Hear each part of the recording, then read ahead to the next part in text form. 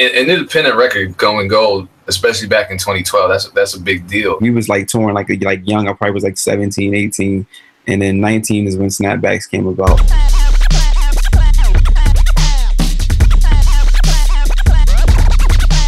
Peace, what's going down? It's DJ Payne 1 for BeatStars.com. I always say we got special guests.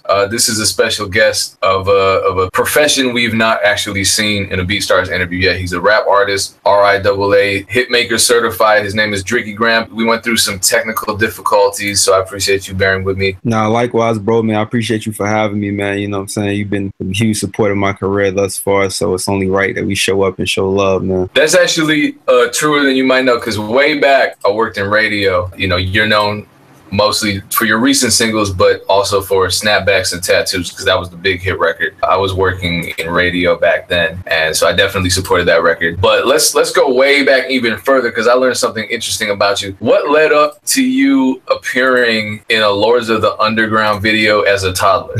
Funny story, like we all grew up around that. Like, you know what I mean? Like my parents actually used to grow up around the Lords of the Underground and a couple other artists that used to be back and forth from New York to New Jersey a lot. So Do It All and Funky, Jazz, all those were kind of like my uncles. Like, believe it or not, we'd go to the video shoots, and then afterwards they'd go, like, you know, buy pizza and go play like Super Nintendo, or like go to the studio, and they'd be like, you know, have me in the studio sometimes. And I was young, but that was the experience of, like, you know, the first signs of hip hop that was influential on my life. Was it a mentor situation? Is that kind of what cultivated the art and the musical impulse inside of you? It wasn't, I wouldn't even say mentor. I just would say, like, because it was more family organic, you know what I mean? It wasn't even like, you know, it didn't feel like it was a stranger. It was almost like godfathers or like, you know, like uncles pretty much. But I think just being around that and soaking up the culture that young, was just being exposed to it, was just what gave me, like, you know, my own inspiration. Let's fast forward to the year 2012. As I said, I was working in radio at the time, and now I'm back on the same station. Shout out 93.1 Jams. But they were supporting this record a lot, the Snapbacks and Tattoos record. Its sales surpassed 500,000. You got the RIAA certification. We're talking mostly to producers right now. So give us some insight as to how that track came together, starting with the beat, and how that beat ended up with you and how you ended up writing to it. Shout out to the producer, Arch the Boss, man. Pretty much I was doing some groundwork, running back and forth with different artists, different producers at the time, looking for different sounds that I could kind of actually mesh with.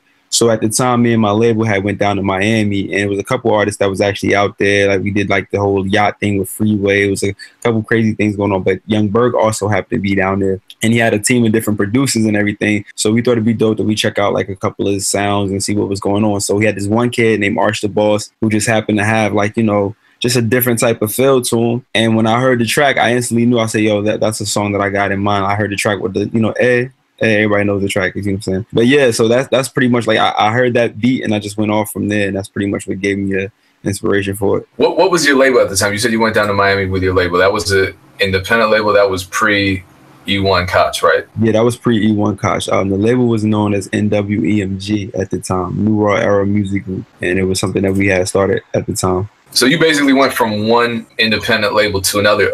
An independent record going gold, especially back in 2012, that's a big deal. And since you didn't have the major label machine behind that single, what kind of groundwork did it take to make Snapbacks and Tattoos such a success? I mean, yeah, we was really on the grind like 3 years prior to that, just like touring, building our name up with the industry, building our name up with certain artists and different DJs across, you know what I mean? We was like touring like young. I probably was like 17, 18, and then 19 is when Snapbacks came about.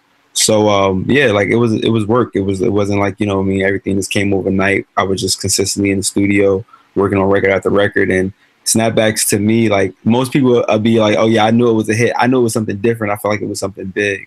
But you know, like only the fans can kind of guarantee what they really, really like that far to push it like a hit. So I just was on the grind, like I said, and that's how it happened.